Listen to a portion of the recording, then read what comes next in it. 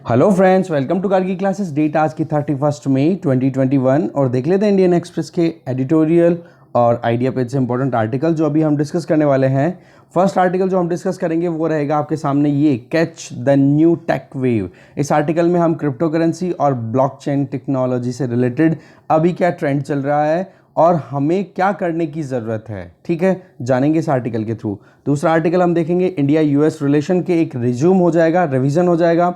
इसके अलावा थोड़ा सा जस्ट आपको मिलेगा अभी जीएसटी काउंसिल की जो मीटिंग हुई है 43rd, उसमें क्या फाइनलाइज हुआ है, क्या क्या कंसर्न्स रेज किए गए स्टेट्स के द्वारा, ये भी आर्टिकल का थोड़ा सा हम जानने की कोशिश करेंगे। ये हम डिस्कस नहीं करने वाले हैं आइडिया पेज पर, सिर्फ एक ये आर्टिकल डिस्कस करेंगे, 7 ईयर्स ऑफ चेंज। इस आर्टिकल में आपको हो सकता है थोड़ा सा यूँ लगे कि हाँ प्रो गवर्नमेंट एटीट्यूड है, बट पॉइंट हमारा ये है कि अगर आपसे कोई पूछे कि अगर सरकारें बदलने से क्या फ़ायदा होता है, राइट, या फिर एक सरकार को अगर 100% आप ये कहो कि मतलब कहीं ना कहीं मेजॉरिटी मिलती रहती है, तो उस केस में क्या क्या चेंजेस आए हैं। तो यहाँ पर 6 से 7 कुछ ऐसे चेंजेस बताए जा रहे हैं राइटर के द्वारा, वो हम जानेंगे। पर हम पिक वही करेंगे जो हमारी एग्ज़ाम पॉइंट ऑफ व्यू से इंपॉर्टेंट है, मैं आपको बता रहा हूँ, ठीक है। यहाँ पर हमें बिल्कुल भी पार्शियलिटी नहीं अपनानी है, बाई पार्टीशनशिप रखनी है कि दोनों तरफ की सरकारें दोनों अच्छी हैं। यूपीए फर्स्ट भी अच्छी थी, यूपीए सेकंड भी अच्छी है, तो एनडीए फर्स्ट भी अच्छी है, तो एनडीए सेकंड भी अच्छी है, और दोनों में ही कमियां भी हैं। पर हमें यहाँ पर जो पॉइंट मिल रहे हैं वो ये कि करंट सरकार ने क्या अप्रोचेज अपनाई जिनके चलते कुछ ना कुछ अचीवमेंट्स आप कंसिडर कर सकते हो। क्योंकि एक कई बार क्वेश्चन बन जाता है कि आप ये बताओ कि आपके हिसाब से करंट सरकार के क्या क्या अचीवमेंट्स हैं, राइट। तो अगर वो इंटरव्यू में क्वेश्चन आ गया तो आपके पास में बहुत सारे पॉइंट्स होंगे, तो आप आसानी से जवाब दे पाओगे, राइट। तो उस पॉइंट ऑफ व्यू से ये आर्टिकल डिस्कस करेंगे। अब देखते हैं आर्टिकल्स को डिटेल में। फर्स्ट आर्टिकल है catch the new take wave. Article लिखा गया है शशि थरूर और अनिल के एंटनी के द्वारा। ये दोनों के बारे में अगर आप जानना चाहो तो शशि थरूर जी तो देखो तिरुवनंतपुरम से एमपी आते हैं लोकसभा में, और एंटनी जो है वो पब्लिक पॉलिसी कमेंटेटर हैं और डिजिटल टेक्नोलॉजी एक्सपर्ट भी हैं। तो दोनों ने मिलकर के अपनी तरफ से बिटकॉइन और ब्लॉकचेन टेक्नोलॉजी को यहाँ पर समझाने की कोशिश की है, तो आपको बहुत कुछ समझ में आएगा। देखिए, कोविड-19 अभी हमारे यहाँ पर हालत ख़राब करके चल, ऑलमोस्ट अभी हाल ख़राब कर रखे हैं, हम नहीं कह सकते कि बिल्कुल निकल गए। और मिड मई आते आते हमारे यहाँ पर ज़रूरत पड़ती है कि पैसे की शॉर्टेज या फिर कहीं ना कहीं एड मिले, पैसे की शॉर्टेज नहीं, जो एड मिले, सहायता मिले इंटरनेशनली। तब एक नाम आता है कि 27 साल का एक इंडिविजुअल जिसका नाम है वातलिक बुटेरिन, जिसने कि इथेरियम करके एक बिटकॉइन अपनी तरफ से, बिटकॉइन का एक वेरिएंट मानो, क्रिप्टो करेंसी का एक वेरिएंट इथेरियम, ठीक है, वो उसने लॉन्च किया और उसने $1 बिलियन क्रिप्टो करेंसी जो है, $1 बिलियन की वर्थ की जो क्रिप्टो करेंसी है वो डोनेट की। अब बात ये आ जाती है कि रिलीफ पैकेज में ये सबसे बड़ा एक पैकेज प्रोवाइड किया गया था। तो ऐसे में मीडिया के अंदर डाउट था कि एक सिंगल लार्जेस्ट फिलैंथ्रोपिक कंट्रीब्यूशन आया है। फिलैंथ्रोपी का मतलब समाज कल्याण के लिए जो काम करते हैं उनको फिलैंथ्रोपिस्ट, वो समाज कल्याणकारी जो लोग होते हैं, राइट। तो उनकी तरफ से कंट्रीब्यूशन आया। तो कोविड के टाइम पे ये चीज़ कैसे दिखाई जाए, तो मीडिया ने कोई तो ये बोला कि समाज कल्याण के लिए आया है, कोई बोलता है ये कहीं ना कहीं जोक मार रहा है कोई। पर जोक मारने की बात तो तब आती है जब शिबा इनू, ये एक और क्रिप्टो करेंसी है, इसके टर्म्स में भी कहीं ना कहीं डोनेशन आया। तो ओवरऑल पॉइंट क्या है कि अभी कोविड क्राइसिस के टाइम पे बिटकॉइंस में या फिर क्रिप्टो करेंसी के टर्म्स में हमारे यहाँ पर डिजिटल करेंसीज में डोनेशन आया है। तो ऐसे में हमें एक बार इस पर नज़र डालनी बहुत ज़रूरी हो जाती है। अगर अभी तक हम देखें तो इंडियंस क्या है, कहीं ना कहीं स्केप्टिकल है, दैट मीन्स डाउट रख रहे हैं कि क्रिप्टो करेंसी जो है वो सही है कि गलत है। अभी तक भी कन्फ्यूज़न दिमाग में है, क्लैरिटी नहीं है, ठीक है। अब इसमें ये बात आ जाती है सबसे बड़ी कि ना तो कोई सॉवरन स्टेट है, ना तो कोई कंट्री है जो बैक कर रहा है, जैसे यूएस डॉलर को यूएसए कर रहा है, ऑस्ट्रेलियन डॉलर को ऑस्ट्रेलिया करता है, इंडिया अपनी करेंसी को करता है रुपीस को, तो रुपी को। तो ऐसे में ना तो कोई सॉवरन स्टेट है इस करेंसी को बैक करने के लिए, ना कोई पब्लिक इंस्टीट्यूट है, ना कोई सेंट्रल बैंक है। तो कैसे इस तरीके की करेंसी को आप एक्सेप्ट करोगे। बट पॉइंट यहाँ पर यह आ जाता है कि आज के टाइम पर अगर आप देखो तो इस क्रिप्टो करेंसी का मार्केट जो 2008 से शुरुआत हुई थी ये करेंसी, उसको लेकर के आज तक का अगर पूरा टेन्योर देखो तो लगभग 1 दशक का टाइम मानो आप। तो 2010 में बिटकॉइन एक इंपॉर्टेंट क्रिप्टो करेंसी है, ठीक है। जिसकी वैल्यू हुआ करती थी $0.0008 2010 में, जो कि अप्रैल 2021 में कितनी हो गई, $65,000। ग्रोथ देखो। तो ऐसे में एक तरफ तो ये ग्रोथ और दूसरी तरफ अलग अलग कंट्रीज के द्वारा, जैसे कि चाइना ने अभी रिसेंटली बिल्कुल ही बैन कर दिया, अपनी तरफ से एकदम क्रैकडाउन कर दिया कि हम क्रिप्टो करेंसीज को बिल्कुल भी एक्सेप्ट नहीं करने वाले हैं और कोई भी फाइनेंशियल इंस्टीट्यूशन चाइना में क्रिप्टो करेंसीज के लेन देन को बिल्कुल भी अवेल नहीं कराएगा। ठीक है, तो ऐसे में उसमें प्राइस में डाउन चला जाता है। तो ओवरऑल आप देखो कि केवल एक दशक में और लगभग $2.5 ट्रिलियन से ज्यादा का एक पूरा मार्केट बन चुका है बिटकॉइन का। अकेले बिटकॉइन की बात हो रही है, क्रिप्टो करेंसीज में तो और वेरिएंट है। ठीक है, ये वर्चुअल करेंसी है एक तरीके की। तो ऐसे में $2.5 ट्रिलियन, जो कि आज के टाइम पे बहुत सारी मॉडर्न इकोनॉमीज है ना, उनसे भी ज़्यादा वैल्यू का मार्केट हो चुका है। इसमें आप देखोगे इंडिया की इकोनॉमी भी कहीं ना कहीं $3 ट्रिलियन से अभी कम है, तो हमारी इकोनॉमी से थोड़ा सा कम मार्केट, आप ये देख लो, इतनी ज़्यादा एक्सेप्टेंस है बिटकॉइन की। वो बात ठीक है कि चाइना ने जैसे क्रैकडाउन किया तो क्रिप्टो करेंसीज की वैल्यू जो है वो अचानक से गिर गई थी, क्योंकि जहाँ पर एक तरफ हम बात कर रहे हैं कि मार्केट में वैल्यू हो गई $65,000 की, तो वो डाउन चली गई थी एक बार चाइना ने जैसे क्रैक किया। पर 3 से 4 दिन के अंदर अंदर फिर से वो वैल्यू गेन करना, ये क्या शो करता है? देखो, एक तो ये चीज आती है कि वॉलेटिलिटी बहुत ज्यादा, वॉलेटिलिटी का मतलब हो गया कि अप्स एंड डाउन्स बहुत ज्यादा है, वेरिएशन बहुत ज्यादा है, तो सिक्योरिटी आप कंसिडर नहीं कर सकते हो। पर पॉइंट यहां पर ये है कि एक तरफ तो एक कंट्री के द्वारा बैन किया जाता है या फिर एकदम क्रैकडाउन किया जाता है कि हम इस तरीके से क्रिप्टो करेंसीज को बिल्कुल एक्सेप्ट नहीं करेंगे, क्योंकि लॉन्ग टर्म के अंदर हो सकता है बहुत सारे कॉन्सिक्वेंसेज हमें देखने को मिले। देखो, मुद्दा क्या आ जाता है इसमें कि सेंट्रल बैंक या सेंट्रल गवर्नमेंट, कोई भी सरकार के हाथ में ना होने के चलते सरकारें अपनी जो रेलेवेंस है उसको खत्म नहीं होने देना चाहती हैं। ठीक है, इसमें एक चीज तो आप ध्यान रखना कि इंडिपेंडेंट होता है ये सारा। आप ग्लोबल इकोनॉमी को पूरी को एक तरीके से एक बड़ा सुपर कंप्यूटर, जिसमें आपका कंप्यूटर, अगर आप खुद भी पार्टिसिपेट करते हो तो आपका कंप्यूटर भी उस सुपर कंप्यूटर का पार्ट बन जाएगा, क्योंकि आपके कंप्यूटर में भी बिटकॉइन स्टोर हो सकते हैं, तो बड़े बड़े कंप्यूटर्स में भी स्टोर हो सकते हैं और आप वहां से एक्सेस कर सकते हो। वो बात अलग है कि आपका जो लैपटॉप है, आपका जो कंप्यूटर है, उससे आप बिटकॉइन जनरेट नहीं कर सकते हो, क्योंकि इसमें बहुत ज़्यादा हैवी कैलकुलेशंस करनी पड़ती हैं, तब जाकर के ये बन पाती हैं। तो बनाना इतना आसान नहीं है, पर फिर भी कहीं ना कहीं ग्लोबल क्रिप्टो मार्केट की पॉइंट ऑफ व्यू से देखें तो 24, जब चाइना ने एकदम से मना किया तो क्या हुआ, प्राइस डाउन हो गई। फिर देखो 24 घंटे के अंदर अंदर फिर से गेन कर गया। ये ग्लोबल क्रिप्टो मार्केट की जो वैल्यू थी वो गिर गई थी, वो बढ़ गई। तो ओवरऑल देखो कि 500% की ग्रोथ रेट देखी जा रही है, वो भी उस टाइम पर जिस टाइम पर पेंडेमिक ने हाल खराब कर रखे हैं। और वो भी आप देखोगे ये पेंडेमिक का हाल कब खराब, पिछले दशक में जब ग्रेट डिप्रेशन आया था 1920s 30s में, उस टाइम से आज कंपेयर करो तो इतना बड़ा इकोनॉमिक क्राइसिस आज तक हमने नहीं देखा। उस क्राइसिस के टाइम पर भी ये देखो कि बिटकॉइन या क्रिप्टो मार्केट जो है वो ग्रो कर रहा है। तो ये अपने आप में एक बहुत बड़ा मुद्दा है जिस पर हमें बहुत सोच समझ के आगे बढ़ने की ज़रूरत है। तो 2 दिन के अंदर अंदर आप देखो क्रिप्टो मार्केट ने 10% तक रिकवरी कर ली और ओवरऑल देखो तो 500% की ग्रोथ रेट है, मतलब ग्रो कर गया है ये। तो ये चीज़ कहीं ना कहीं हमें एक तरफ इंडिकेशन कर रही है। इसके अलावा अगर हम ये देखें कि क्रिप्टो करेंसी का अगर पास देखें कि शुरुआत क्यों हुई, तो प्रीवियस पैराग्राफ में 2 चीज़ें आपको समझ में आ गई होंगी। नंबर 1, क्रैश तो कर गया, वॉलेटिलिटी है, ऐसे में लोगों में सिक्योरिटी भी है, इनसिक्योरिटी है कि हम इन्वेस्ट करें या ना करें। बट दूसरी तरफ आप देखो कि 24 घंटे या 2 दिन के अंदर अंदर 10% रीगेन कर लेता है अपने मार्केट को, तो वो चीज़ भी तो कहीं ना कहीं एक पुलिंग फैक्टर हो गई ना, कि वो खींच रही है इन्वेस्टर्स को अपनी तरफ कि आप इन्वेस्ट करो क्रिप्टो करेंसी में। तो ये दोनों चीज़ें कहीं ना कहीं एक डिलेमा क्रिएट कर रही हैं, कहीं ना कहीं कन्फ्यूजन क्रिएट हो रहा है। ओके, अब बात आ जाती है, तो एक्सट्रीम वॉलेटिलिटी तो देखो हमेशा से एक कंसर्न रहा है, और एक रेगुलेटर के लिए भी तो एक इन्वेस्टर के लिए भी। जैसे आज अगर आरबीआई अपनी तरफ से क्रिप्टो करेंसीज को अगर एक्सेप्ट करे, तो ऐसे में वॉलेटिलिटी अगर इतनी ज़्यादा हो जाए, मान लो आरबीआई ने अपनी तरफ से कोई करेंसी लॉन्च कर दी, क्रिप्टो करेंसी ही, ठीक है, उसमें लोग इन्वेस्ट कर रहे हैं, पर उसकी वैल्यू अचानक से ऊपर जाती है, 2 दिन में बिल्कुल डाउन चली जाती है, तो क्या लोग अट्रैक्टेड फील करेंगे इस करेंसी में? तो ऐसे में आरबीआई की जो फंक्शनिंग है उस पर सवाल उठ जाएगा कि आप अपनी करेंसी को स्टेबल ही नहीं कर पा रहे हो। दूसरी तरफ रेगुलेटर के लिए मुश्किल हो गया ये आरबीआई की तरह, और दूसरी तरफ इन्वेस्टर के लिए भी हो जाएगा कि भाई मैं इन्वेस्ट करूं या ना करूं। मुझे आज पता पड़ा कि मैंने $65,000 का एक बिटकॉइन खरीदा और कल पता पड़ा कि $50,000 का ही हो गया वो, तो ऐसे में वो भी कंफ्यूज रहता है। तो वॉलेटिलिटी तो देखो हमेशा एक कंसर्न बने रहेगी। पर जब 2008 में सब प्राइम क्राइसिस आए थे, ठीक है, फाइनेंशियल क्राइसिस आए थे, आप इकोनॉमी में पढ़ते हो अच्छे से, तो उसके चलते कहीं ना कहीं जो सेंट्रलाइज्ड मैनर में काम करने वाली जितने भी फाइनेंशियल इंस्टीट्यूशन थे, जितनी भी करेंसीज थी, उनके ऊपर इन्वेस्टर्स का विश्वास उठने लग गया था।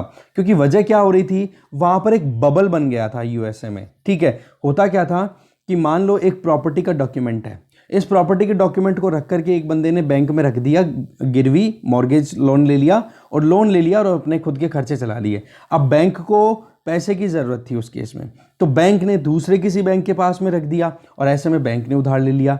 तो पॉइंट क्या था कि यहाँ पर आप देखो एक चेन बन गई, एक बंदे ने दूसरे बंदे के पास रखा, लोन ले लिया, इस बंदे को पैसे की ज़रूरत पड़ी, दूसरे के पास रख दिया, लोन ले लिया। ऐसे करते करते एक लोन के ऊपर, एक डॉक्यूमेंट के ऊपर कितनी करेंसी सर्कुलेट हो गई। तो ऐसे में अचानक से सब प्राइम क्राइसिस आ गए थे, जब पता पड़ा ना कि केवल एक, आप देखोगे मतलब ये लोन का जो एक चेन चल पड़ी थी, क्रेडिट की जो चेन पर चल पड़ी थी, उसके चलते अचानक से मार्केट क्रैश कर गया था। ठीक है, ये एक पॉइंट था, एक वजह थी। तो इसकी वजह से कहीं ना कहीं एक मौका मिल गया था, या फिर आप कह सकते हो कि जो सेंट्रलाइज्ड इंस्टीट्यूशंस थे उन पर सवाल उठने लग गए थे उनकी ऑथेंटिसिटी के ऊपर। तो एक इंडिविजुअल जो अभी तक आइडेंटिफाई नहीं हो पाया कि कौन है ये, सातोशी नाकामोटो, उन्होंने क्रिप्टो करेंसी को पॉपुलर किया। ठीक है, और क्रिप्टो करेंसी की सबसे पॉपुलर वेरिएंट जिसको बिटकॉइन बोलते हैं, वो 2008 में लाया गया, जो कि फुली डिसेंट्रलाइज्ड है। मतलब उसमें आरबीआई या फिर यूएसए का फेडरल बैंक है, उसके हिसाब से कोई बैंक काम नहीं करता है, हर कोई उसमें पार्टिसिपेट कर सकता है। पीयर टू पीयर इसमें इलेक्ट्रॉनिक कैश सिस्टम है, जिसमें एक यहाँ पर सिस्टम मान लो और इस पे कनेक्टेड हैं बहुत सारे लोग। ये तो हो गया सेंट्रलाइज्ड। अब क्या है क्रिप्टो करेंसीज में कि कहीं ना कहीं ये बहुत सारे लोग हैं जो एक दूसरे से सीधे कनेक्टेड हैं। ठीक है, तो इससे क्या हो जाता है कि इन लोगों के बीच में ट्रांजैक्शन जो भी होगा वो इन कंप्यूटर्स पे ही हो जाएगा, डिजिटली हो जाएगा। इनके हाथ में कोई, एक कहते हैं ना फिजिकली हम नोट करेंसी, ऐसा कुछ एक्सपीरियंस नहीं होता है। तो ये चीज़ क्या हो गई, यहाँ पर कोई सेंट्रल रेगुलेटरी नहीं है। तो ये चीज़ कहीं ना कहीं फेमस होनी शुरू हो गई 2008 के बाद में, जब से बिटकॉइन आया। और बिटकॉइन को ही कहीं ना कहीं आप देखते हो कि एक मिसनॉमर चल पड़ा है कि हाँ, सिनोनिम की तरह कंसिडर किया जाता है क्रिप्टो करेंसी जो है वो बिटकॉइन ही है, जबकि बिटकॉइन एक वेरिएंट है। तो ऐसे में आप देखोगे कि एग्जिस्टिंग बैंक सिस्टम का जो सिस्टम था सेंट्रलाइज्ड, उस पर तो ट्रस्ट कम हो गया, तो लोगों ने फिर कहीं ना कहीं विश्वास दिखाना शुरू कर दिया इस तरफ। और ये कहीं ना कहीं एक मौका था। कहा जाता ना कि हर एक क्राइसिस जो है वो अपॉर्चुनिटी में कन्वर्ट हो जाता है अगर आप अलर्ट हो तो। ठीक है, तो वही चीज़ यहाँ पर सातोशी नाकामोटो ने कर दी, या कौन है ये पता नहीं है। तो इनिशियली गवर्नमेंट जो थी उनको यही नहीं पता पड़ा कि कैसे रिएक्ट करे, और इंडिया की गवर्नमेंट का भी बोले यही हाल था। अब जैसे जैसे इंटरनेट का यूज़ बढ़ने लगा है, तो वैसे वैसे क्रिप्टो करेंसीज की जानकारी भी बढ़ने लगी है, तो लोग उसमें इन्वेस्ट भी करने लग गए हैं। तो आज तक अगर हम देखें ना, तो हमारी जो मॉडर्न इकोनॉमिक हिस्ट्री है, अगर करंट मॉडर्न इकोनॉमिक हिस्ट्री की अगर बात करें, तो ऐसा कोई भी कंट्री नहीं है वर्ल्ड में जहां पर क्रिप्टो करेंसी के बारे में बात ना हो रही हो, या फिर जहां से लोग इन्वेस्ट ना कर रहे हो क्रिप्टो करेंसी में। तो ये चीज़ें यहाँ पर राइटर के द्वारा बताई जा रही है। अब स्पेसिफिकली बात आ जाती है इंडिया की। बोला इंडिया हमेशा से रिफ्लेक्स एक्शन देता है। रिफ्लेक्स एक्शन का मतलब कि आप अचानक से किसी चीज़ को रिस्पॉन्ड करो। तो ऐसे में इंडिया को जो चीज़ समझ में नहीं आती है उस चीज़ को बैन करने की एक आदत रही है। जिस चीज़ को इंडियन गवर्नमेंट कंट्रोल नहीं कर सकती उसको बैन कर देती है। जहाँ पर लॉ एनफोर्समेंट और टैक्सेशन एजेंसीज काम नहीं कर पा रही हैं उस चीज़ को बैन कर दिया जाता है। तो ओवरऑल इसी थ्योरी के हत्थे चढ़ गई ये भी, क्रिप्टो करेंसी का कॉन्सेप्ट भी हमने इसको बैन कर दिया। रिजर्व बैंक ऑफ इंडिया ने 2018 में बिल्कुल बैन कर दिया कि कोई भी फाइनेंशियल इंस्टीट्यूशन जो है वो क्रिप्टो ट्रांजैक्शंस को सपोर्ट नहीं करेगा। वो बात ठीक है, चलो अच्छी बात है कि सुप्रीम कोर्ट ने इस डिसीजन को, इस आरबीआई के इस रेगुलेशन को ओवरटर्न कर दिया, एक तरीके से रिजेक्ट कर दिया कि बोले ये चीज़ आप तब तक नहीं कर सकते जब तक आपके पास में कोई लीगल बैकिंग ना हो। तो उसी के चलते कहीं ना कहीं कानून जो है वो फंसा पड़ा भी है। अभी उस पर बातचीत हो रही है कि क्या करना चाहिए इस डिजिटल क्रिप्टो करेंसी को टैकल करने के लिए, या फिर हम कैसे इंडियन इकोनॉमी में इसको इंटीग्रेट कर सकते हैं। देखो सरकार की तरफ से जो कंसर्न्स राइज किए जाते हैं उनमें से एक तो है इलिसिट एक्टिविटी। कोई भी गैर कानूनी कार्रवाई अगर कोई करता है तो ऐसे में उसका थोड़ा सा डर रहता है सरकार को। एक तो ये एक्सक्यूज़ दिया जाता है, दूसरा ये कि मनी लॉन्ड्रिंग बहुत ज़्यादा हो सकती है और टेरर फंडिंग बहुत ज़्यादा की जा सकती है, क्योंकि यहाँ पर सेंट्रल कोई रेगुलेशन तो है नहीं, कहीं ना कोई रेगुलेटरी इंस्टीट्यूट काम कर रहा है। तो ऐसे में ये जो माल फंक्शनिंग है, ये जो बैड एक्टिविटीज़ हैं जो कि एक स्टेट के लिए बहुत मुश्किल का काम होती है, बोलो उन चीज़ों को रोकना थोड़ा सा मुश्किल हो पाएगा। तो ऐसे में सरकार ने बैन कर दिया और इसी चीज़ को फिर बाद में सुप्रीम कोर्ट ने ओवरटर्न भी कर दिया कि आप बैन नहीं कर सकते हो, बट आपको कहीं ना कहीं लीगल बैकिंग लेके आनी पड़ेगी, कुछ ना कुछ आपको कानून लेके आना पड़ेगा। तो उसी को लेकर के सरकार ने एक ड्राफ्ट बिल भी सर्कुलेट कर रखा है कि कैसे भी करके इन सभी क्रिप्टो करेंसी से रिलेटेड जो एक्टिविटीज़ हैं उनको रेगुलेट किया जा सके। अब देखो 2019 से लेकर अब तक उस पर डिस्कशन चल रहा है। अब देखते हैं होता है क्या। अभी तक बिल ही है, वो कानून, वो लॉ या एक्ट नहीं बन पाया। अब रेगुलेशन जो है वो कुछ ना कुछ इस चीज़ पर फोकस करना चाहिए। यहाँ पर राइटर जो बोलना चाह रहे हैं वो ये कि हम ब्लाइंडली भी फॉलो ना करें, ऐसा भी ना हो, पर एक ब्लैंकेट बैन करना, वो भी जब जब आपको कुछ पता नहीं पड़ रहा है, तो वो भी तो गलत चीज़ हो जाती है ना। तो पहले आप चीज़ों को अंडरस्टैंड करो, फिर उसके बाद में आपके लिए जो सीरियस प्रॉब्लम्स हैं उनको आप कैसे प्रिवेंट कर सकते हो, उसके लिए मैकेनिज्म तैयार करो। फिर उसके बाद में ये भी देखो कि क्रिप्टो करेंसीज का कोई मिसयूज़ ना हो जाए, और फिर उसके बाद में आप इन्वेस्टर्स को भी प्रोटेक्ट कर सकते हो। होता क्या है देखो कि कहीं ना कहीं अगर इन्वेस्टमेंट हो रहा है इन क्रिप्टो करेंसीज में, और अगर जो लोग जानते हैं, जैसे हर्षद मेहता घोटाला आपने अब अगर पढ़ा हो शेयर मार्केट के अंदर, तो उसमें क्या था कि वो बंदा अपनी दिमाग लगा करके इस तरीके से पूरे मार्केट को कैप्चर करने में सक्सेसफुल रहा था कि उस टाइम पे क्या था, स्टॉक एक्सचेंज नया नया था, ठीक है, नई नई बड़ी बड़ी कंपनियों ने, मतलब बाहर की कंपनियों ने इन्वेस्ट करना शुरू ही किया था 1990s में, जब हमने एलपीजी पॉलिसी अडॉप्ट की थी। तो ऐसे में लोगों के लिए अवेयरनेस कम थी, बस नई चीज़ थी तो उसकी तरफ अट्रैक्ट हो गए थे।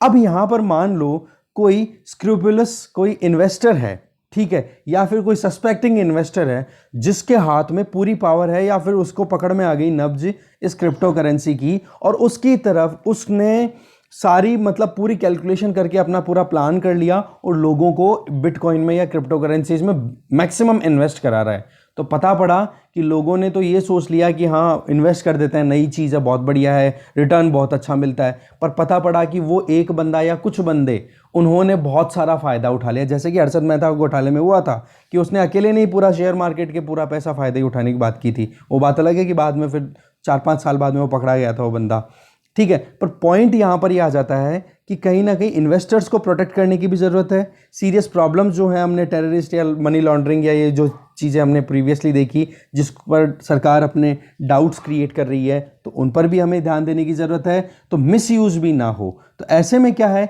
एक प्रॉपर बैलेंस बनने की ज़रूरत है जिसमें आप एक इफेक्टिव रेगुलेशन भी लेकर के आ सको और बैन भी ना करो, ठीक है। तब जाकर के हम वाकई में टारगेट अचीव कर सकते हैं। नहीं तो देखो मार्केट तो इसका बढ़ रहा है, तो ऐसे में हम बिल्कुल बंद नहीं कर सकते हमारी आंखें, ठीक है। तो ये चीज़ यहाँ पर राइटर्स के द्वारा बताई जा रही है। और इंडिया की अगर बात करें तो आज कोई भी एक ऐसा मतलब कोई भी एक ऐसी इंडिविजुअल या ऐसा इंडिविजुअल या ऑर्गेनाइजेशन ऐसा नहीं है जो इन सभी चीज़ों को टिक कर सके। मतलब डाउट तो कहीं ना कहीं कुछ ना कुछ बना रहता है। तो यही चीज़ यहाँ पे बता रहे हैं कि अगर हमने इसको मिस कर दिया है तो हम ग्लोबल रेस में बाहर हो जाएंगे, क्योंकि वर्ल्ड में बहुत सारे कंट्रीज जो हैं वो इस चीज़ में इंटरेस्ट भी दिखा रहे हैं, इन चीज़ों पर काम कर रहे हैं। देखो वो बात ठीक है कि आरबीआई जो है अपनी तरफ से एक private blockchain supported official digital currency launch करना चाह रहा है। दैट मीन्स ब्लॉकचेन तो टेक्नोलॉजी है और डिजिटल करेंसी या क्रिप्टो करेंसी है, ये बिटकॉइन हो गया या एरेद्रियम हो गया, ये सारी जो हो गई ये करेंसीज हैं। तो ऐसे में ब्लॉकचेन सपोर्टेड हम डिजिटल करेंसी, आरबीआई तो खुद चाहता है कि खुद की एक डिजिटल करेंसी आ जाए, जैसे कि डिजिटल युआन की बात की जा रही है चाइना में, ठीक है। तो ऐसे में हम उसी से कहीं ना कहीं लर्निंग कर रहे हैं। तो ये चीज़ एक बोली जा रही है कि इंडिया जो है वो चाइना को मिमिक कर रहा है कि कैसे भी करके एक सेंट्रलाइज मैनर में डिसेंट्रलाइज्ड इकोसिस्टम तैयार किया जाए। मतलब पॉइंट ये आ गया कि सरकार की तो पकड़ रहे पर फिर भी हम क्रिप्टो करेंसीज में काम करें। तो ये तो एक पैराडॉक्सिकल अटेम्प्ट हो गया जिसमें दोनों के बीच में कॉन्ट्राडिक्शन है। जबकि ये तो आइडिया किस पे बेस्ड है, सातोशी नाकामोटो ने क्यों लॉन्च किया था इसको, कि भाई सेंट्रलाइज सिस्टम जो है करेंसीज का या फिर जो भी फाइनेंशियल इंस्टीट्यूशन का, वो अच्छे से परफॉर्म नहीं कर रहा है, तो ऐसे में ट्रस्ट डेफिसिट आ गया तो उसने लॉन्च कर दिया। तो वो चीज़ यहाँ पर पैराडॉक्सिकल अटेम्प्ट यहाँ पे बताया जा रहा है कि एक तरफ आप सरकार की पकड़ और सेंट्रल बैंक की पकड़ रखना चाहते हो और दूसरी तरफ डिसेंट्रलाइज मैनर में अपनी क्रिप्टो करेंसी लॉन्च करना चाह रहे हो। हमारी सरकार जो है वो डीकपल करना चाह रही है क्रिप्टो करेंसीज को ब्लॉकचेन टेक्नोलॉजी से। अब बात ये है, सवाल ये है कि ब्लॉकचेन टेक्नोलॉजी के लिए तो देखो बहुत सारी एप्लीकेशंस हैं, इलेक्शंस में भी यूज हो सकता है, या फिर कोई भी जैसे पब्लिक पॉलिसी गवर्नमेंट के द्वारा लॉन्च की जा रही है तो वो भी एक अपने आप में इंपॉर्टेंट रोल प्ले करता है। तो ऐसे में ब्लॉकचेन टेक्नोलॉजी को गवर्नमेंट ऑफ इंडिया जो है वो तो यूज़ करना चाहती है, बट क्रिप्टो करेंसीज पे नहीं जाना चाहती है। तो राइटर यहाँ पे ये बोल रहे हैं कि ये कहीं ना कहीं लैक ऑफ अंडरस्टैंडिंग है इस डिसरप्टिव इनोवेशन का, जिसके बेसिस पे आज वर्ल्ड इकोनॉमी कहीं ना कहीं अपनी तरफ से मूव करने की कोशिश कर रही है। तो ऐसे में हमें बिल्कुल ब्लैंकेट बैन नहीं करना चाहिए। देखो बेसिक आर्किटेक्चर की बात की जाए ना, ब्लॉकचेन जिस टेक्नोलॉजी पे बेस्ड ये बिटकॉइन या डिफरेंट क्रिप्टो करेंसीज काम कर रही है, इसमें क्या होता है, लोग जो हैं वो अपने स्पेस के साथ में एक्स्ट्रा स्पेस को शेयर करते हैं। दैट मीन्स यहाँ पर मैंने आपको बताया कि बिटकॉइन जो भी बनती है या फिर जो कुछ भी काम होता है ना ब्लॉकचेन में, वहाँ पर कंप्यूटेशनल पावर होती है, मतलब कंप्यूटर्स पे काम किया जाता है और उसमें वर्ल्ड के जितने लोग भी इन ब्लॉकचेन में पार्टिसिपेट करेंगे तो वो मिलकर के एक बहुत बड़ा स्टोरेज बना देंगे, बहुत बड़ा कंप्यूटर बन जाता है जिसको ग्लोबल सुपर कंप्यूटर बोल दिया जाएगा। और उस ग्लोबल सुपर कंप्यूटर के अंदर वो सारा डेटा अवेलेबल होगा जो एक एक इंडिविजुअल के पास में अवेलेबल होगा। इसका मतलब ये हो गया कि अगर मान लो ABCD ये 4 यूजर्स हैं, इन चारों यूजर्स ने कुछ पैसा लगाया, ठीक है, या फिर यूँ मान लो बिटकॉइन परचेज किया या फिर ब्लॉकचेन में अपना अकाउंट बनाया, तो ऐसे में वो क्या करेंगे, फिर जो भी खरीद फरोख्त करेंगे, लेना देना जो भी करेंगे, तो यहाँ पर ये डिटेल स्टोर रहेगी कि A ने इस डेट को इस टाइम पर इतने रुपए का ट्रांजैक्शन किया और वो ट्रांजैक्शन जो किया वो B के साथ किया, ठीक है। अब वो ट्रांजैक्शन की डिटेल यहां पर स्टोर हो गई। अब इस डिटेल के बारे में अगर किसी को पता करना है तो सबके पास में इसकी इंफॉर्मेशन रहेगी। पर एक चीज आप ध्यान रखें कि ब्लॉकचेन में एक चीज बड़ी अच्छी है कि इसमें आइडेंटिटी हिडन रहती है, कि A है उसको भी एक अल्फा न्यूमेरिक आइडेंटिटी मिली रहती है और B को भी अल्फा न्यूमेरिक आइडेंटिटी मिली रहती है। तो ऐसे में ये नहीं पता होता कि अल्फा न्यूमेरिक आइडेंटिटी वाला बंदा A है कौन, ठीक है। बस ये है A को पता है कि ये मेरी आइडेंटिटी है, बाकी और किसी को नहीं पता है। कहने का मतलब एक बिल्कुल डिसेंट्रलाइज्ड मैनर में काम किया जा रहा है। तो ऐसे में कहीं ना कहीं एक दूसरे से ये एक बही खाता मेंटेन हुआ कि नहीं, जो कि हर तरफ से एक्सेसिबल है। तो वही चीज यहां पे बताई जा रही है कि ब्लॉकचेन में एक टेम्पर प्रूफ आप लेजर मेंटेन करते हो, जो कि रिकॉर्ड की मेंटेनेंस का काम करती है, जहां पर कोई भी ट्रांजैक्शन, कोई भी कॉन्ट्रैक्ट, कोई भी अपडेट किया जा रहा है, उन सारी चीज़ों को मेंटेन किया जाता है। तो ये डिसेंट्रलाइज मैनर में हुआ कि नहीं, तो ये चीज़ है। अब यहां पर देखो नॉर्मल कंडीशंस में अगर आप देखो तो ये चीज़ें कौन देख रहा है जी, RBI जैसा कोई बड़ा रेगुलेटर, कोई बैंक है, कोई लॉ फर्म है, कोई पब्लिक इंस्टीट्यूशन है। बट यहां पर क्या है, कोई सेंट्रल एजेंसी या कोई सेंट्रल इंस्टीट्यूशन नहीं है। और ट्रांजैक्शन जब भी होता है, अब देखो सेंट्रलाइज मैनर में और इस डिसेंट्रलाइज मैनर में एक डिफरेंस और क्या आ रहा है, सरकार क्यों अपने हाथ क्यों नहीं छोड़ना चाह रही है, उसके पीछे वजह बता रहे हैं कि अगर डिसेंट्रलाइज मैनर में कोई भी ट्रांजैक्शन होता है तो मान लो अगर ग्लोबली, अगर ओवरऑल देखा जाए तो बैंकों के थ्रू ट्रांजैक्शन होता रहता है लगभग $100 ट्रिलियन का, ठीक है।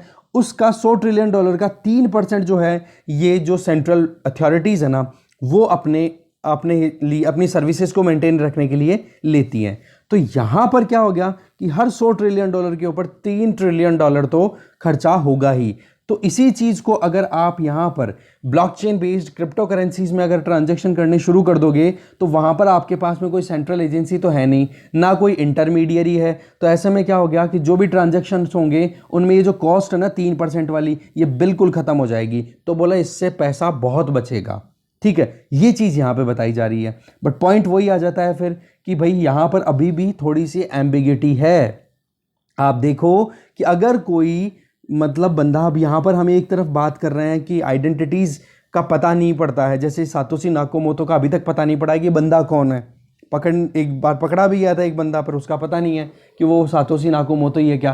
पर अभी बात यह आ जाती है कि इस तरीके से अगर आइडेंटिटी हिडन रहेगी तो फिर टेरर एक्टिविटीज़ को फंडिंग कोई दे रहा है या मनी लॉन्ड्रिंग एक्टिविटीज़ कोई कर रहा है या कोई भी इलीगल एक्टिविटीज़ कर रहा है, तो उनको आप कैसे पकड़ोगे, ये एक बहुत बड़ा सवाल बनता है। तो ऐसे में एक बैलेंस्ड पॉलिसी बनानी बहुत ज़्यादा ज़रूरी है।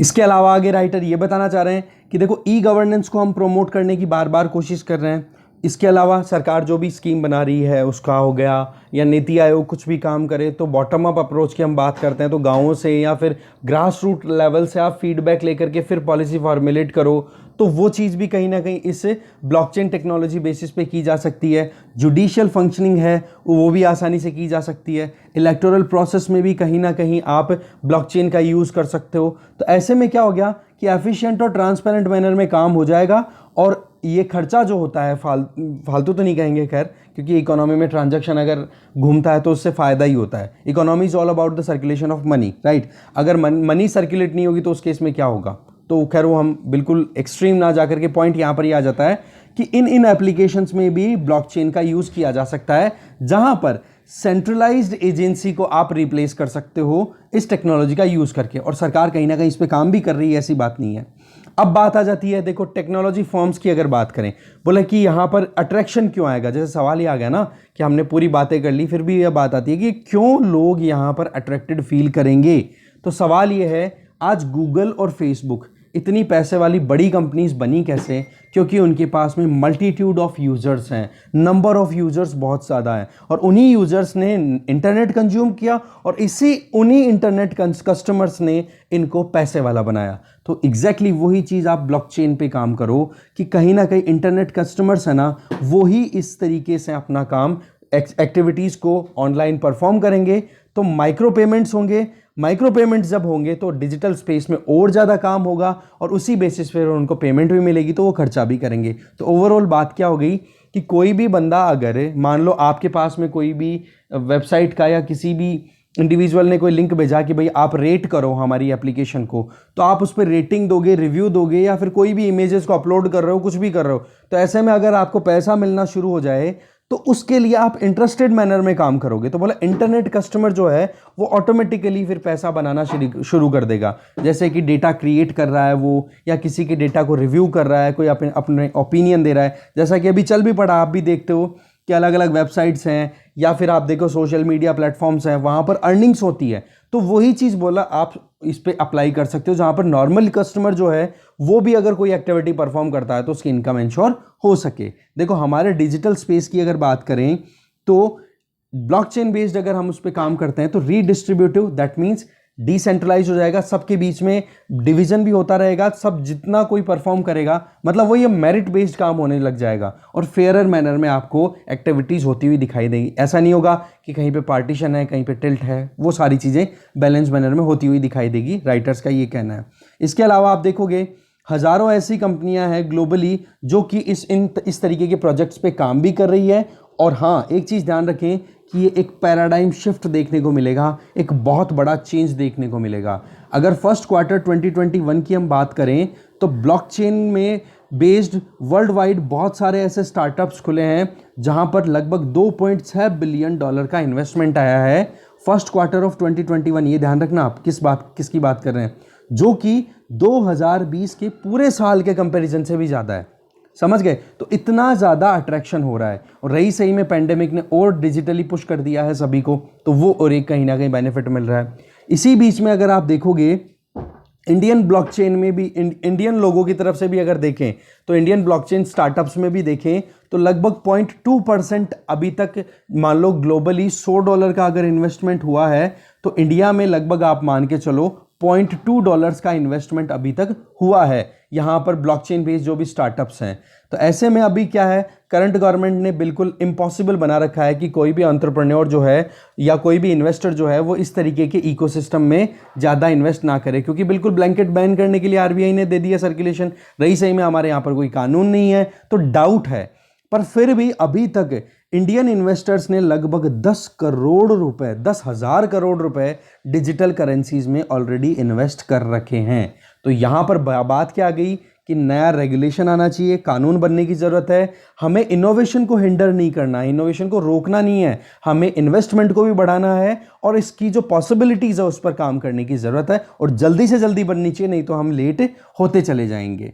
देखो फाइनेंशियल पेजेस की बात करें आज के टाइम पे, तो वहां पर बहुत सारे एंजाइटीज देखने को मिल रही है कि इन्वेस्टर्स ने इतना रुपया लगा दिया। हम भी देखते हैं ना इकोनॉमी पेज पे कि बिटकॉइन इतना राइज कर गया, एलॉन मस्क ने इतना इन्वेस्ट किया तो इतना राइज हो गया, और चाइना ने जैसे ही बोला तो एकदम से डिक्लाइन कर गया बिटकॉइन की वैल्यू या क्रिप्टो करेंसीज की वैल्यू।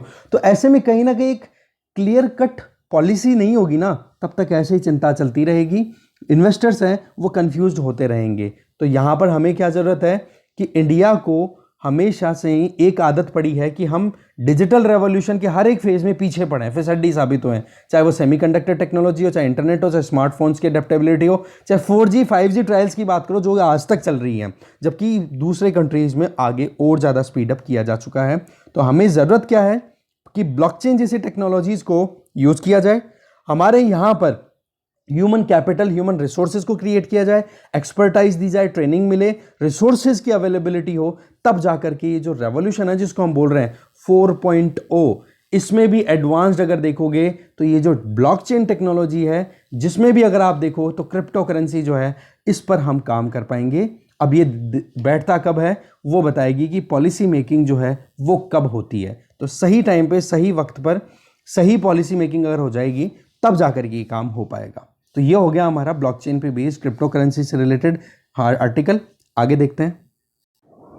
नेक्स्ट आर्टिकल है 7 ईयर्स ऑफ चेंज। इस आर्टिकल को लिखा है अखिलेश मिश्रा जी ने, और अखिलेश मिश्रा जी की अगर प्रोफाइल देखो तो ये CEO हैं blue craft digital foundation and earlier director of my gov.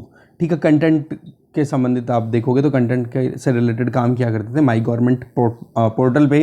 तो इनके द्वारा ये कहा गया है कि अभी 7 साल हो गए हैं, अभी करंट जो रिजीम चल रहा है पिछले 5 साल और 2 साल ये, तो अभी तक कुछ अचीवमेंट्स की अगर बात की जाए, देखो क्रिटिसिज्म तो बहुत सारे हैं, चारों तरफ क्रिटिसिज्म फैले पड़े हैं, पर कुछ अचीवमेंट्स को अगर रिकॉल करें तो सबसे पहला अचीवमेंट जन धन योजना, 42 करोड़ बैंक अकाउंट खुलाए गए।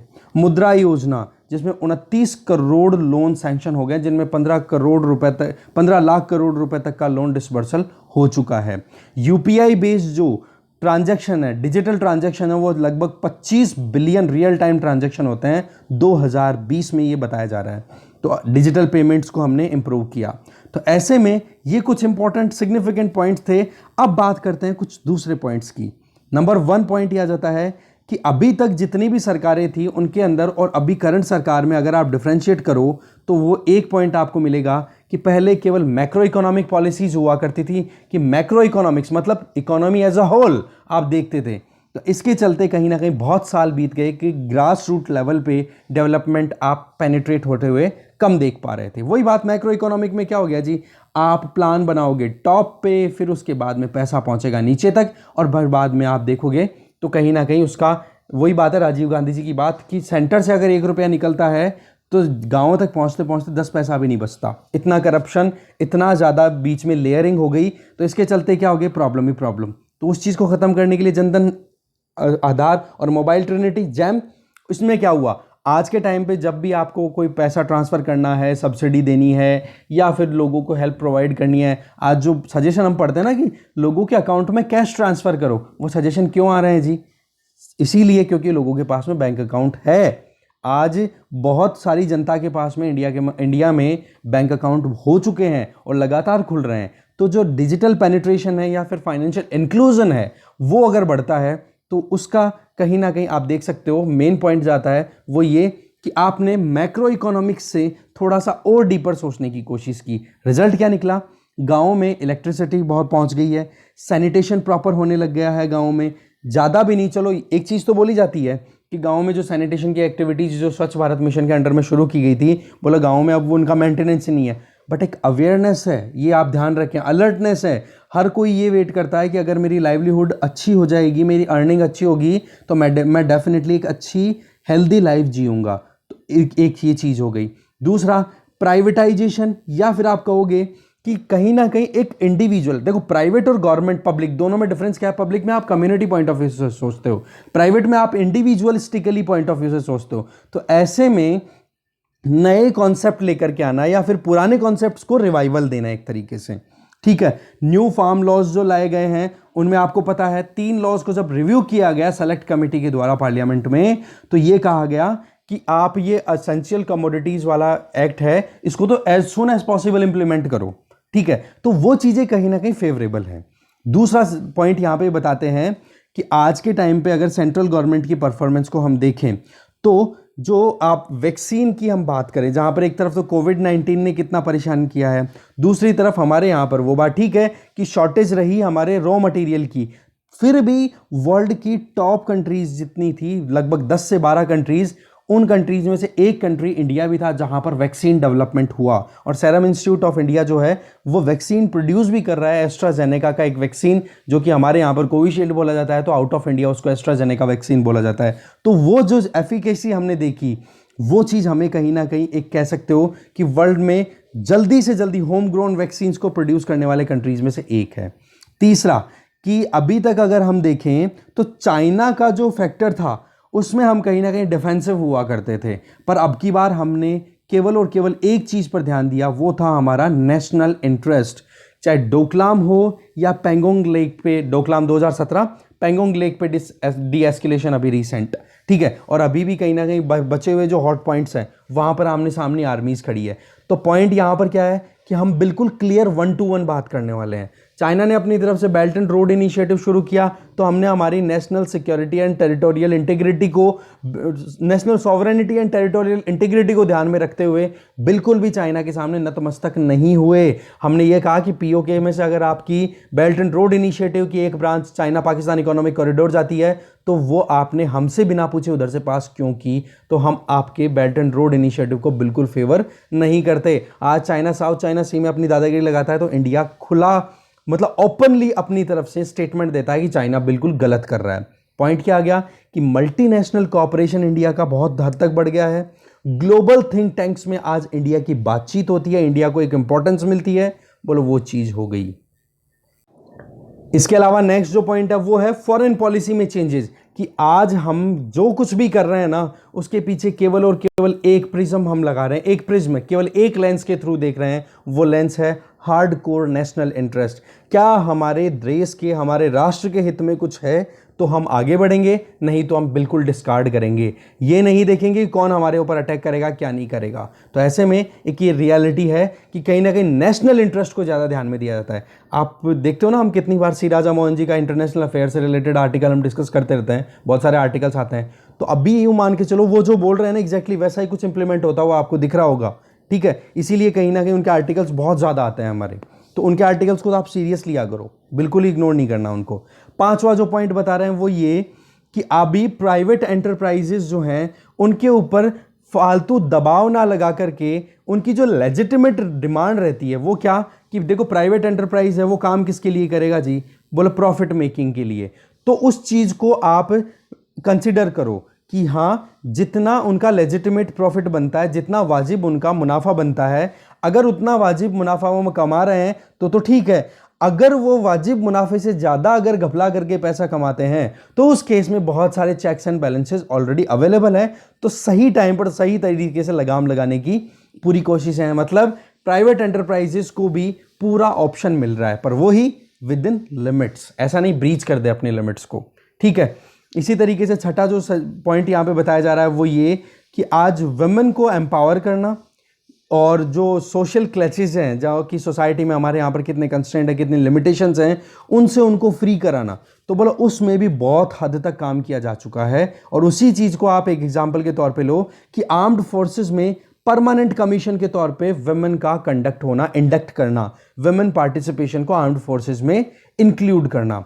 इसके अलावा स्मॉल एंड माइक्रो एंटरप्राइजेस की बात करो तो वहाँ पर जो लोन प्रोवाइड करना, मुद्रा स्कीम चलानी, वो सारी हो गई। या फिर आप देखो ट्रिपल तलाक जैसे जो केस जो मुद्दे हुआ करते थे जिसमें एक लेडी को ज़्यादा स्कोप नहीं मिल पा रहा था, तो बोलो वो कहीं ना कहीं आप देखोगे कि उनको एम्पावरमेंट वहाँ पर देख सकते हो। साथ में उनकी जो एंसेस्ट्रल प्रॉपर्टी है कि उनके जो पैतृक अगर संपत्ति है तो उसमें भी उनका हिस्सा बना रहे। तो ओवरऑल क्या था कि ये सारी चीज़ें हमने देखी कि करंट रिजीम में आपको क्या फेवरेबल लग रहा है। तो ऐसे में आपसे अगर पूछे कि पॉलिटिकल पॉइंट ऑफ व्यू से इंटरव्यू में क्वेश्चन कम आता है, पर फिर भी पूछा जा सकता है कि आप कौन सी पार्टी को सपोर्ट करते हो, राइट। मैंने पहले एक बार भी बताया था। तो आप ये नहीं बोलोगे कि मैं कांग्रेस को या बीजेपी को सपोर्ट करता हूँ या किसी और पार्टी को, नहीं। आपका ये रहेगा कि सर सभी लीडर्स में अपनी अपनी क्वालिटीज़ हैं और हर एक पार्टी की अपनी अपनी एक आइडियोलॉजी है, तो उन आइडियोलॉजीज़ में से कांग्रेस की अच्छी जो बात लग रही है वो आप पिक करो, बीजेपी की जो अच्छी बात लग रही है वो पिक करो, और जो कमियां हैं वो भी आप एक एक दो दो बता दो कि इनमें ये कमियां, इन पे काम करने की ज़रूरत है, अगर इंप्रूव हो जाएगा तो अच्छा सिस्टम है। तो पॉइंट यहाँ पर क्या आ गया कि आपने अपने लिए आप वैल्यू सिस्टम पे काम करोगे। बीइंग एन एडमिनिस्ट्रेटर आप एक वैल्यू सिस्टम पे काम करोगे, ना कि कहीं पे टिल्टिंग, ठीक है। कहीं पर भी आप बायसनेस शो नहीं करोगे, ना तो आंसर राइटिंग में आनी चाहिए, ना आपकी इंटरव्यू में आनी चाहिए। आपको आपसे अगर कोई बात करे तो यूँ लगे कि यार ये बंदा तो बिल्कुल एकदम एकदम कहता ना कि एकदम बैलेंस्ड है, ठीक है। तो वो चीज़ आपके अंदर झलकनी चाहिए। तो यही चीज़ पॉइंट से हमने यहाँ पे डिस्कस किया। अब ये लास्ट पॉइंट है, राम मंदिर बनवा दिया, वो हम एग्जाम में लिख ही नहीं सकते क्योंकि ये कहीं ना कहीं कॉन्फ्लिक्टिंग कॉन्ट्राडिक्शन वाला इशू है।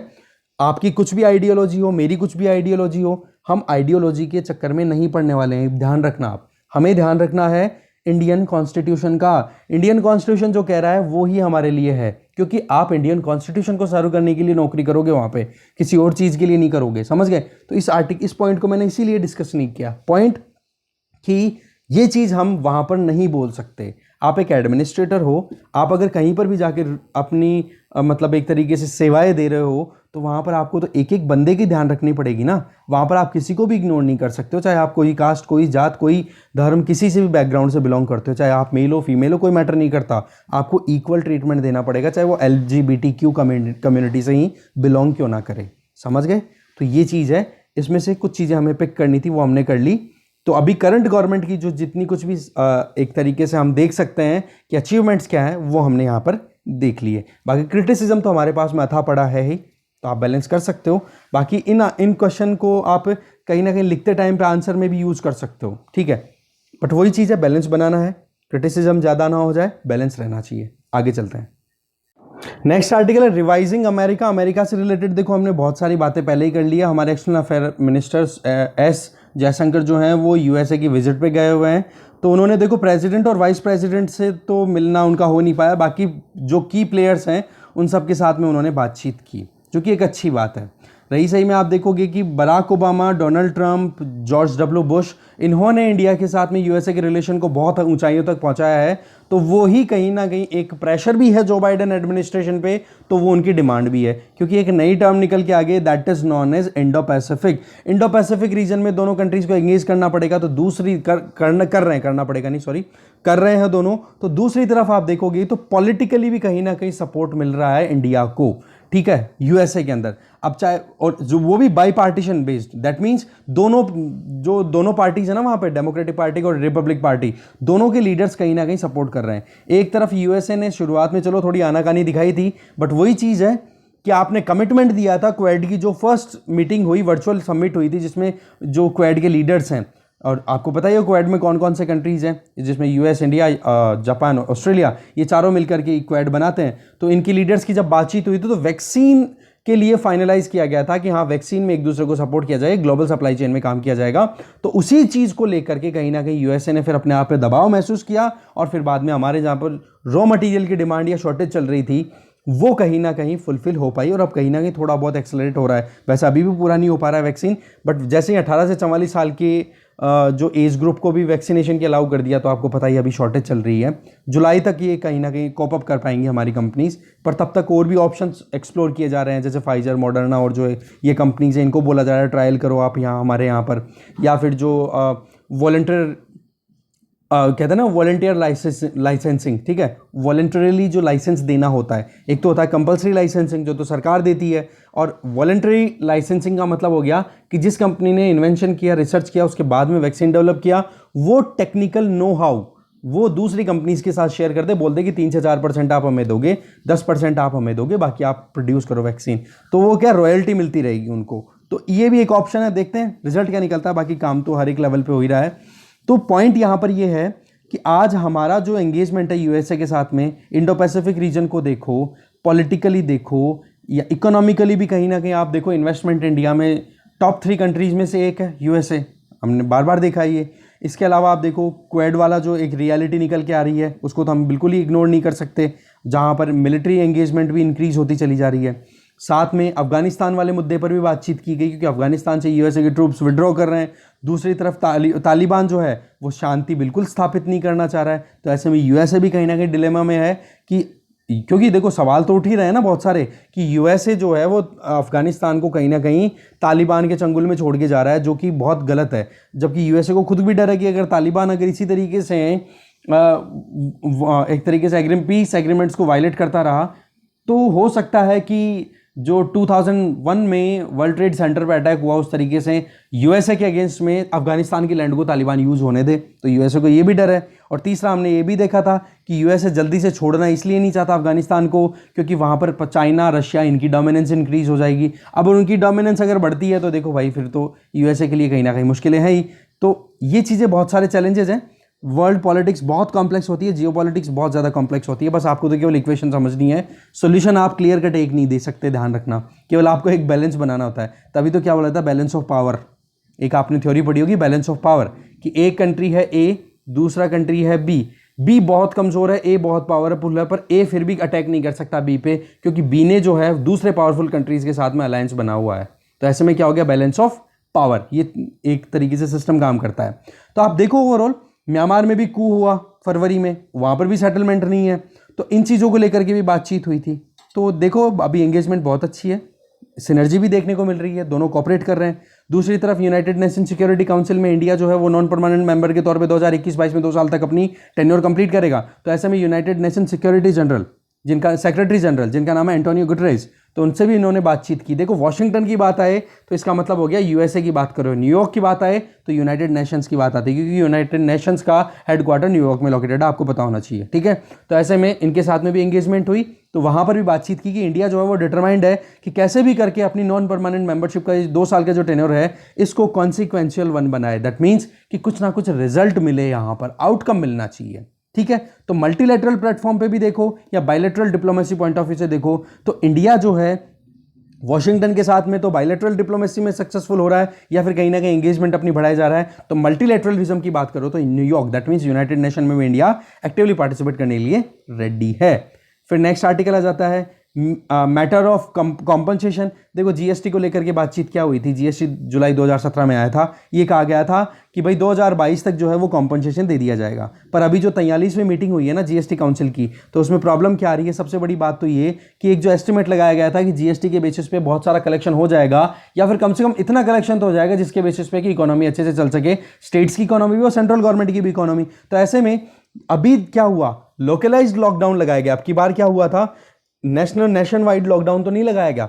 सेंट्रल गवर्नमेंट ने कह दिया कि भाई स्टेट्स अपनी परिस्थितियों को देखो और अपने हिसाब से लॉकडाउन लगाओ। तो ऐसे में क्या हो गया, अलग अलग स्टेट में अलग अलग टाइम पे लॉकडाउन लगते रहे। और जीएसटी के बीच जो जीएसटी ई वे बिल्स होते हैं कि एक स्टेट से दूसरे स्टेट्स में जो भी गुड्स ट्रांसपोर्ट किए जा रहे हैं तो उनमें उन जो गुड्स एंड सर्विस ट्रांसपोर्ट किए जा रहे हैं तो उन पर ई वे बिल उनको जनरेट करना होता है। तो ऐसे में क्या हो जाता है कि ई वे बिल एक कहीं ना कहीं एक मीटर है जिससे आप मेजर कर सकते हो कि कितना यहाँ पर ट्रेड हो रहा है, इन डोमेस्टिक ट्रेड कितना चल रहा है हमारे यहाँ पर। तो वो बहुत कम देखे गए हैं। तो ऐसे में जीएसटी कलेक्शन में कमी आ रही है, और जीएसटी कलेक्शन में कमी आ रही है तो स्टेट्स के पास में रेवेन्यू की शॉर्टेज है। तो 43rd मीटिंग में एक तो ये बात की गई है कि जो कंपनसेशन स्कीम की बात की गई थी कि वो 2022 जून तक चलेगी, आप उसको ओवर एक्सटेंड करो, क्योंकि इकोनॉमी बहुत बुरे हाल से गुजर रही है। उस टाइम पे परिस्थिति तो ये कही गई थी कि हमारी इकोनॉमी जो है वो रियल टर्म्स में 14% की रेट से ग्रो करेगी। तो ऐसे में 2017 से 2022 तक आप कॉम्पनसेशन दे दोगे, ये सेंट्रल गवर्नमेंट के द्वारा आश्वासन दिया गया था। पर अभी इकोनॉमी का आपको पता ही है कि इकोनॉमी कॉन्ट्रैक्ट कर रही है बजाय कि ग्रो करने के। तो ऐसे में बोला जा रहा है कि आप ये जो प्रोटेक्शन दे रहे हो ना, इसको आप थोड़ा 2022 से भी ज़्यादा एक्सटेंड करो। दूसरी तरफ कॉम्पनसेशन देने की बात ये की गई थी कि 2.7 लाख करोड़ रुपए का कॉम्पनसेशन स्टेट्स को दिया जाएगा सेंट्रल गवर्नमेंट के द्वारा। तो सेंट्रल गवर्नमेंट ने ये कहा है कि 1.58 लाख करोड़ रुपए तो हम स्टेट्स को जो है वो उधार लेकर के या बोरो करके फिर देंगे। फिर बचा हुआ 1.1 लाख जो करोड़ रुपए है वो हम रेवेन्यू जो है वो जीएसटी में जो कॉम्पनसेशन सेस लगा रहा है ये सरकार, टैक्स के ऊपर टैक्स, केवल और केवल किस लिए, स्टेट्स को कंपनसेट करने के लिए, क्योंकि घाटा बहुत होता है स्टेट्स को, क्योंकि स्टेट्स ने अपनी 70% से भी ज़्यादा रेवेन्यू कलेक्शन की जो अथॉरिटी थी वो जीएसटी एक्ट के अंडर में सेंट्रल गवर्नमेंट को दे दी। ठीक है, जीएसटी काउंसिल को दे दी। तो ऐसे में कंपनसेशन सेस लगाना शुरू कर दिया कि हाँ टैक्स के ऊपर टैक्स लगा दिया जाए, तो उससे क्या होगा, स्टेट्स को जो भी शॉर्टेज का सामना करना पड़ेगा जीएसटी इंप्लीमेंटेशन के चलते, तो उस शॉर्टेज को पूरा किया जा सके। तो ऐसे में 1.1 लाख करोड़ रुपए उसके बेसिस पे दिया जाएगा। बट प्रॉब्लम क्या है, आपको भी पता है, इकोनॉमिक एक्टिविटीज़ बिल्कुल रुकी हुई है, इकोनॉमी रिकवर नहीं कर पा रही है। तो ये चीज़ कहीं ना कहीं मुश्किलों का कारण बन रही है। अब देखते हैं होता है क्या। अभी तो ये मीटिंग हुई है, बाकी ये जो मुद्दा था वो हमने पूरा डिटेल में डिस्कस किया ही है। इतना ही था आज के वीडियो में। Thank you very much for watching this video.